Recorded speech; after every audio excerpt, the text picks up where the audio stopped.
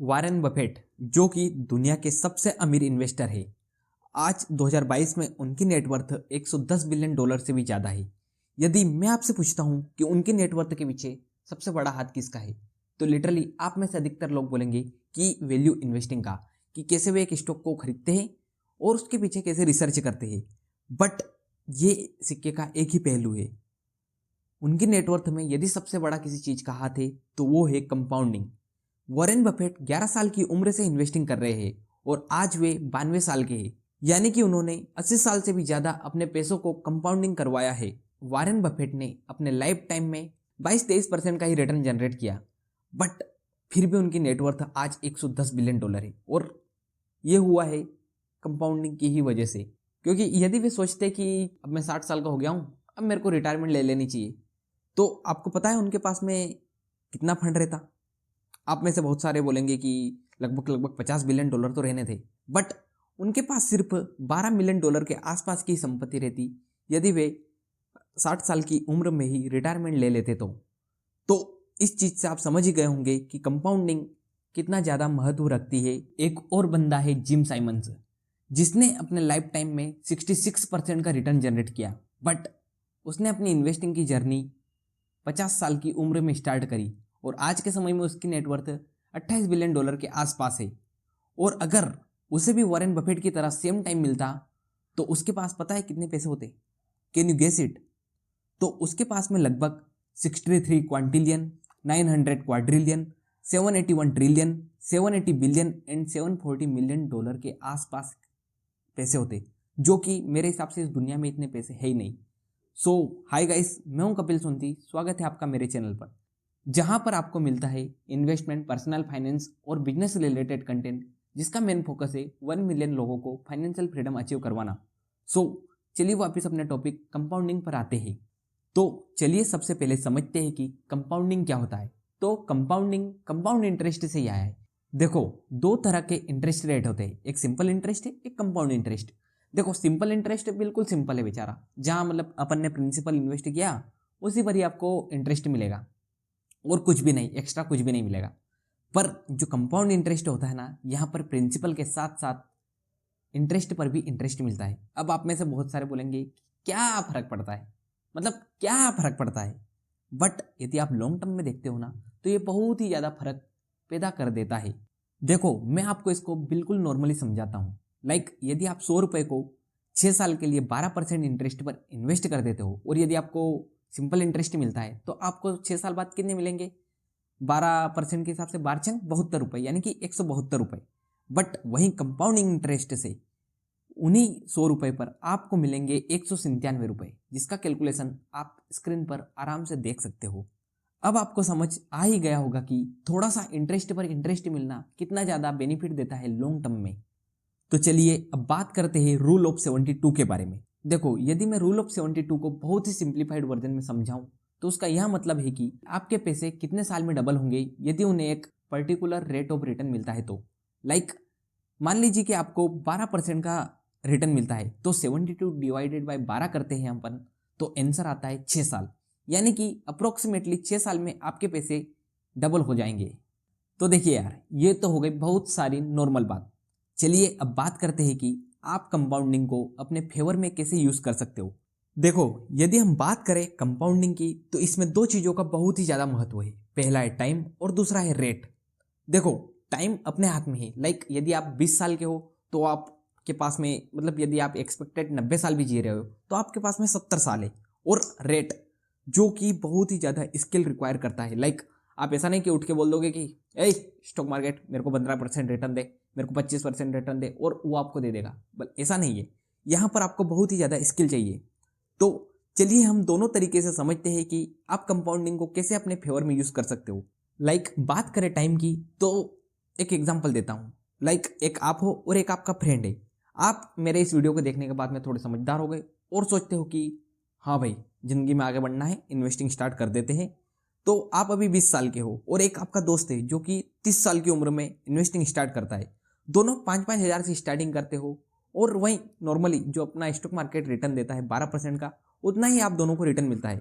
और दोनों सोचते हैं कि हम 60 साल की एज में रिटायरमेंट ले लेंगे। तो आपके पैसे को कंपाउंडिंग होने का समय मिलता है 40 साल, वहीं आपके दोस्त के पैसे को कंपाउंडिंग होने का समय मिलता है 30 साल। तो 40 साल बाद आपके पैसे की वैल्यू होगी 5,94,00,000 और वहीं आपके दोस्त के पैसे की वैल्यू होगी सिर्फ 1,76,00,000। यानी कि आप समझ ही सकते हैं कि यदि आप कम टाइम दोगे तो कंपाउंडिंग कितने कम आपको फायदा पहुंचाएगी, वहीं यदि आप ज़्यादा समय दोगे तो कंपाउंडिंग आपको बहुत ही ज़्यादा मतलब एक्सट्रीम रीच कर सकती है। चलिए अब बात करते हैं कि आप रेट को कैसे अपने फेवर में यूज़ कर कर कंपाउंडिंग में ज़्यादा फायदा उठा सकते हो। वही एग्जांपल लेते हैं। नॉर्मली आपका दोस्त थोड़ा चालाक निकला और उसने आपसे भी पहले इन्वेस्टिंग स्टार्ट कर दी। मान लीजिए उसने 5,000 रुपये 12% रेट पर 30 साल तक इन्वेस्ट किए, तो उसके रुपए की वैल्यू होगी 1,76,00,000।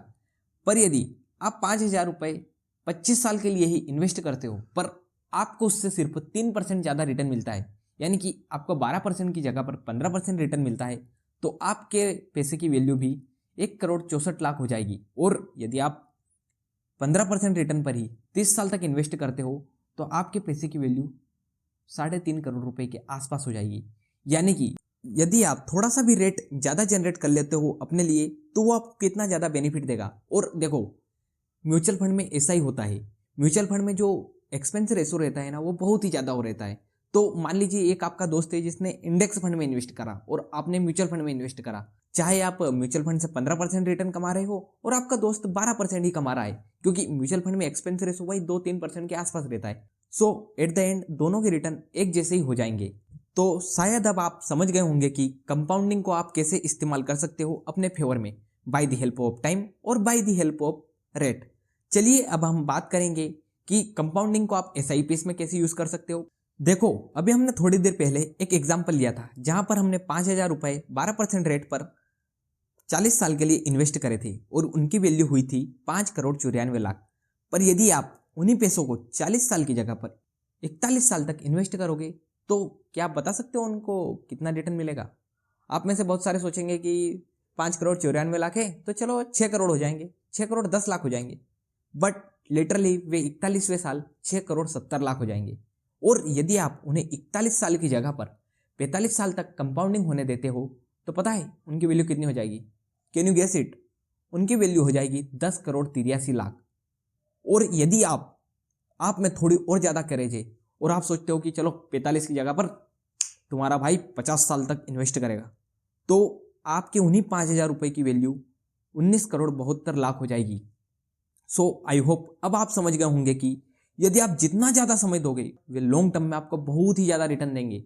शायद अब आप समझ रहे होंगे कि वॉरेन बफेट आखिरकार वॉरेन बफेट क्यों है और दूसरे उनके जैसे क्यों नहीं बन पा रहे।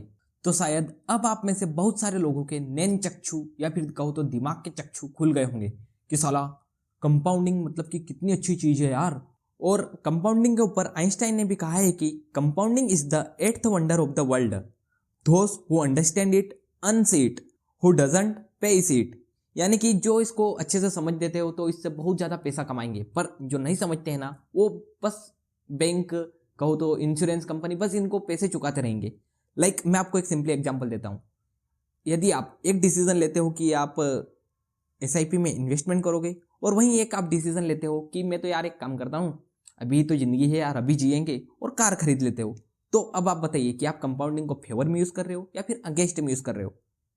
और बहुत सारे लोग बस कंपाउंडिंग को अपने अगेंस्ट में यूज़ करते हो और बोलते हैं कि साला अमीर होना तो बहुत ही मुश्किल बात है, ये अमीरों के ही चोचले हैं, हम जैसे गरीब तो मतलब गरीब ही रहेंगे। तो गरीबी और अमीरी ये आपकी सोच है कि आपको क्या होना है, और जो भी आप होना चाहते हो ना वो कंपाउंडिंग की मदद से आराम से हो सकते हो। बट हमारे पास एक और किस्म के प्राणी है जो कि बोलते हैं कि ना खाऊंगा ना खाने दूंगा, यानी कि ना तो मैं कंपाउंडिंग का यूज़ करूंगा और ना ही कंपाउंडिंग को कभी पे करूंगा। तो उन प्राणियों के लिए भी मेरे पास एक चीज़ है और वो है इन्फ्लेशन नाम की डायन, जो कि हर साल आपके पैसे को 6% से तो खा ही रही है। यानी कि आप चाहे कुछ भी नहीं कर रहे हो ना तो 6% से तो आपके पैसे की वैल्यू कम हो ही रही है। तो इससे अच्छा है कि जो पैसे आपके पास में पड़े हैं उनको कहीं ना कहीं पर इन्वेस्ट कर दो, वरना उनकी वैल्यू तो धीरे धीरे धीरे धीरे धीरे धीरे खत्म होती ही जा रही है। चलिए अब बात करते हैं कि कंपाउंडिंग को आप रियल लाइफ में कैसे यूज़ कर सकते हो। देखो आप में से अधिकतर ने वो इंस्टाग्राम पर एक पोस्ट जो वायरल हुई थी जिसमें बताया जाता है कि यदि आप खुद को 1% इंप्रूव करोगे तो साल के एंड तक आप 37.7 कुछ ऐसे परसेंट इंप्रूव कर लोगे।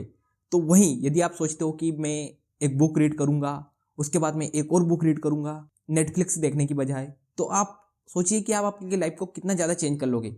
आपका इससे नॉलेज इंक्रीज होगा, आपका सेल्फ डेवलपमेंट भी होगा। पर वहीं आप सोचते हो कि चलो सबको भाड़ में जाने दो, मैं तो मूवी देखूंगा, मैं तो गर्लफ्रेंड बनाऊंगा, मैं तो ये करूंगा, मैं तो वो करूंगा, तो बस लास्ट में आप लूजर की तरह ये वो ही करने में रह जाओगे।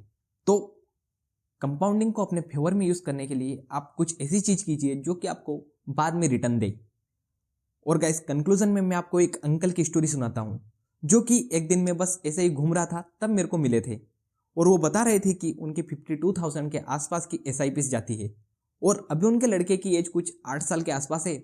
और वो बोल रहे थे कि मैं जब तक मतलब कि मर नहीं जाता तब तक मेरी SIP को बंद नहीं होने दूंगा, और जब तक मैं शायद ऑफ होऊंगा यानी कि एक्सपायर होऊंगा तब तक मेरे बेटे की एज भी 50 साल के आसपास हो जाएगी।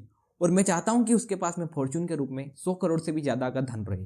तो लिटरली मतलब तब मेरे को समझ में आया कि जिन लोगों के पास में फाइनेंशियल लिटरेसी है तो वे इस चीज़ को कितना ज़्यादा सीरियस लेते हैं, और वहीं जिन लोगों के पास में बिल्कुल भी फाइनेंशियल लिटरेसी नहीं है तो वे सोचते हैं कि साला आज ही जिंदगी आई है, आज ही जी लेते हैं, एक अच्छा बड़ा घर बना लेते हैं और एक गाड़ी कार मतलब सब कुछ EMI पर ले लेते हैं, और बस जिंदगी भर चुकाते रहेंगे चुकाते रहेंगे चुकाते रहेंगे।